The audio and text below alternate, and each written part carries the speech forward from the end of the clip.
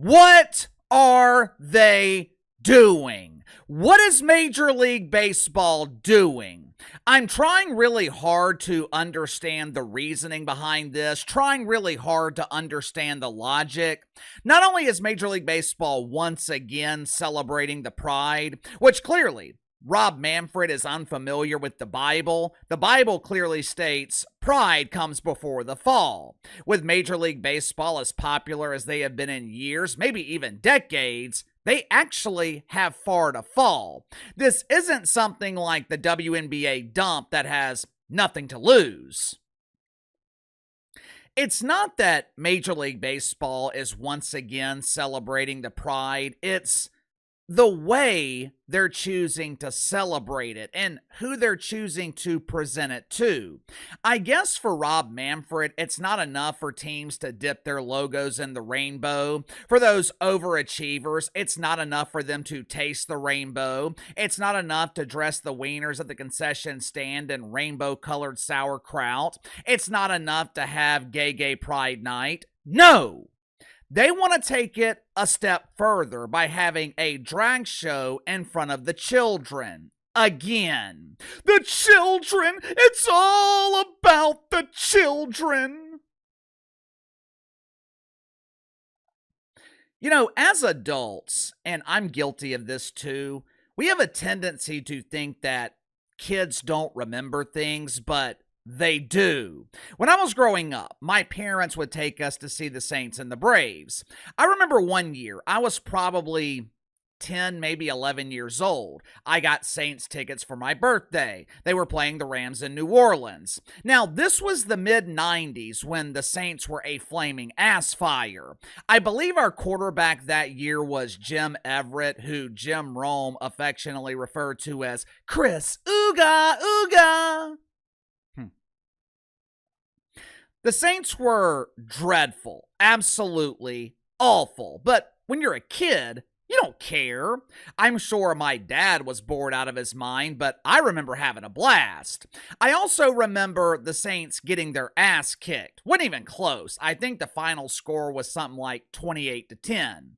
But as we were walking out of the Superdome, I remember asking my dad in my prepubescent voice, Platt! That's what I've always called my dad. Platt's his middle name. Platt, will the Saints ever win the Super Bowl?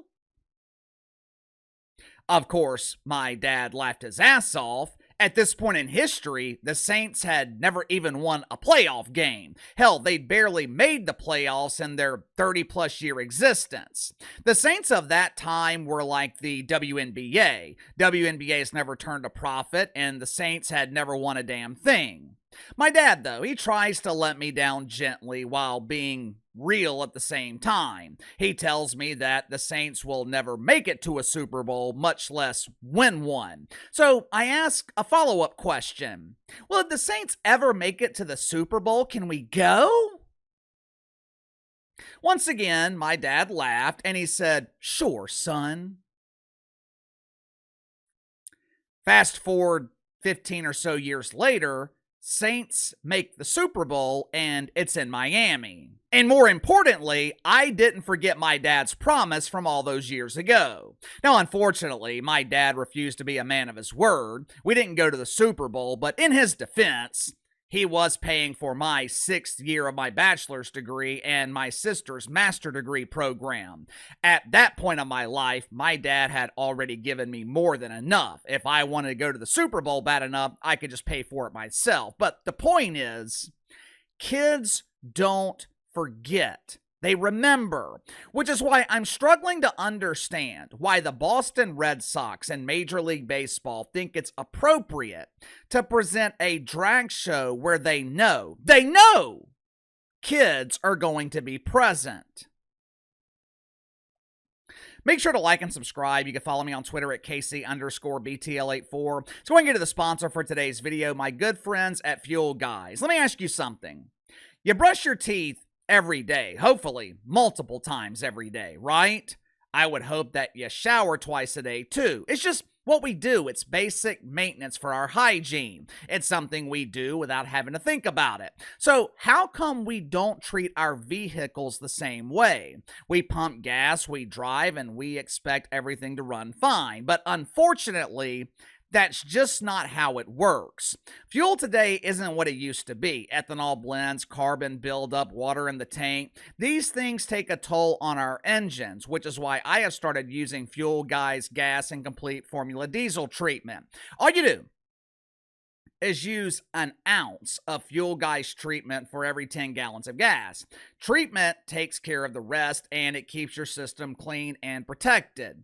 And it simply makes your engine run better. Look, I know nothing about cars, all right? I know nothing about cars. Outside of pumping gas, I am completely useless, but applying Fuel Guy's treatment is so simple, even I could figure it out.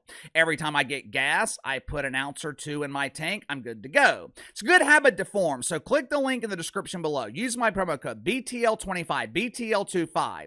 Start taking better care of your engine today and receive 25% off your first purchase with Fuel Guys.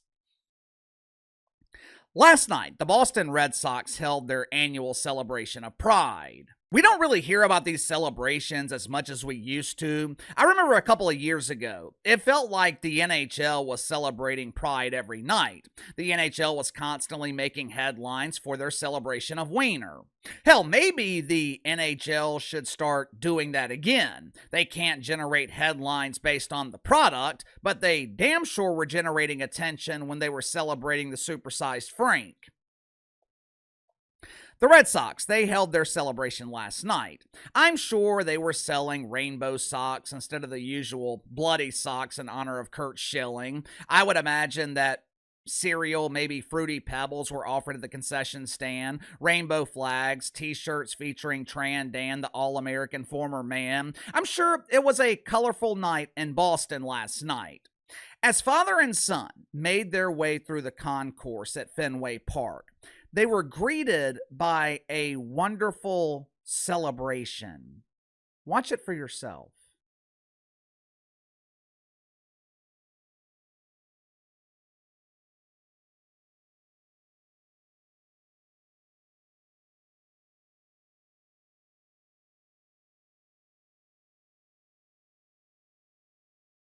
If you're a father with your young son, you make it through the concourse and probably think, all right, we should be good to go now. Pride was celebrated in the concourse, but now we can get to the actual baseball. You make your way to your seat. You're looking around the stadium, noticing the thousands upon thousands of empty seats. You're probably wondering, where the hell is everybody? Well, for starters, most people aren't leaving home on a rainy night in June to watch one of 162 baseball games. But most of the seats in Fenway Park were empty because the vast majority of the crowd, they were on the field. Prior to the first pitch, the PA announcer welcomed everyone to Pride Night. He followed up by explaining the importance of visibility and inclusivity in sports. Then he proceeded to introduce damn near every Pride organization in Boston. Here are the L's, here are the G's, along with the B's and the T's. Obviously, he could not forget the plus plus, and he damn sure couldn't forget the @ sign. Watch for yourself. We know that visibility and inclusivity in sports not only affirm the right of everyone to participate and belong, but also enrich the spirit of competition and camaraderie. Tonight, we welcome to the field LGBTQIA individuals and allies from the Boston Legacy Football Club, Boston Fleet, Boston Common Golf, Boston Bruins, Boston Celtics, and your Boston Red Sox, standing together to show that excellence and identity are not mutually exclusive. 2 years ago, the LA Dodgers were universally criticized for having a group called the Mr. Sisters perform a drag show at Pride Night. Religious leaders were upset. They claimed the group was sacrilegious. Now, what happened in Boston last night? It was nowhere near that level. The performers were fully clothed. It wasn't anything egregious, but I keep coming back to the same question. Why? What the hell does a drag show have to do with Major League Baseball. I have never seen a Major League Baseball game at a drag show. I've actually been to a drag show before during Mardi Gras. This was years ago. We were at a bar and all of a sudden, drag queens started performing on stage. As a drunk kid in his 20s, it was kind of entertaining. They put on one hell of a show and everyone in the building was over the age of 21. But during intermission, they didn't invite Major League Baseball players on stage to start playing baseball. I'm just struggling to understand why you would have a drag show at a baseball game. It would be like buying tickets to a WWE event and you get there and some doofus clown is in the ring juggling bowling pins. You didn't buy tickets to the damn circus. You bought tickets to watch dudes with wet hair in their underwear pretending to spank each other's ass. Right now, Major League Baseball is experiencing a resurgence. For the better part of the last decade, this league has been on life support, but over the past year, maybe 2 years, baseball has received a lot of positive publicity. Ratings on Fox this season up 10%. Ratings on ESPN are at an 8-year high. The World Series was incredible last year. They averaged 15 million viewers, with Game 5 eclipsing 18 million. Now, you could combine the ratings for the first 2 games of the NBA Finals, and you still wouldn't reach 18 million people. Major League Baseball is heading in the right direction. So why would you do something that could generate negative publicity? Why would you do something that could potentially alienate your core fan base? A lot of people are tired of the identity politics. A lot of people are tired of having pride shoved in their face. I mean, you can't escape it. Parades in the streets, drag shows at baseball games. There's an entire month set aside to celebrate pride.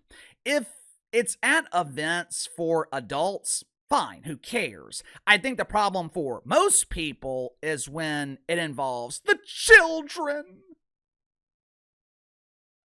But give me your thoughts on this. Pride Night in Boston draws a crowd of hundreds of people. Why are leagues doing this even though a lot of fans and players have rejected it? We have seen countless players in both baseball and the NHL refusing to celebrate Pride, so why are the leagues continuing to push it? You tell me. Sound off in the comments below. I'll see you guys tomorrow.